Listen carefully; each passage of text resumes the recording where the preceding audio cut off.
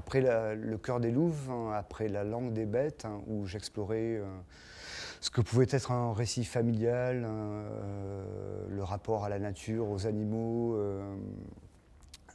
mais dans une forme assez finalement introspective, j'avais envie de revenir à quelque chose de plus brut. Des oiseaux?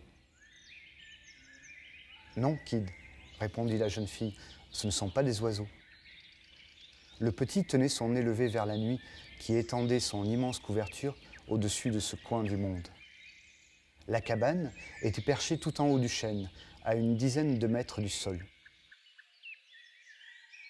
Le roman s'ouvre sur un arbre, un très grand arbre majestueux, au sommet duquel est perchée une cabane.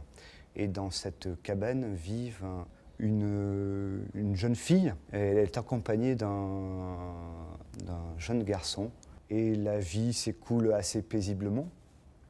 On comprend quand même qu'il y a quelque chose de spécial, qu'il s'est passé quelque chose, qu'ils sont là pour une raison bien particulière, qu'il y a du danger autour de cet arbre. Avril et Kid étaient allongés sur la plateforme qui formait une terrasse à l'aplomb du vide, si bien qu'on aurait pu croire qu'eux aussi étaient suspendus au milieu du ciel. Ce sont des étoiles filantes.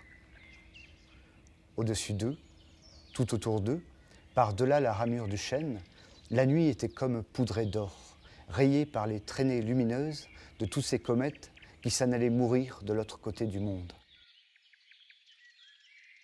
Le monde qui se trouve au-delà de la forêt, je pense que ça pourrait être notre monde. Mais il y a un léger décalage. Et ce léger décalage, il est dû à la guerre qui a sévi des années auparavant et qui s'est arrêtée faute de combattants. C'est un monde qui compte plus de morts que de vivants. Le vivant a été frappé de stérilité. Avril n'en avait jamais vu autant. Depuis quelque temps, les nuits étaient presque plus lumineuses que les jours. Comme si un animal énorme lacérait le ciel à grands coups de griffes.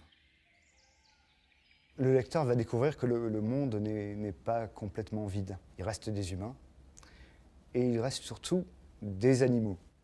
Il y a des animaux totémiques, comme le cerf. On verra également une ours. Et puis d'autres animaux que, en général, l'homme n'apprécie pas trop ou qui ont mauvaise réputation. Et je me suis amusé justement à donner une place vraiment importante à ces animaux-là. La place des animaux est centrale dans mes romans parce qu'elle me permet de dire quelque chose de l'homme. T'es sûr? C'est pas des oiseaux?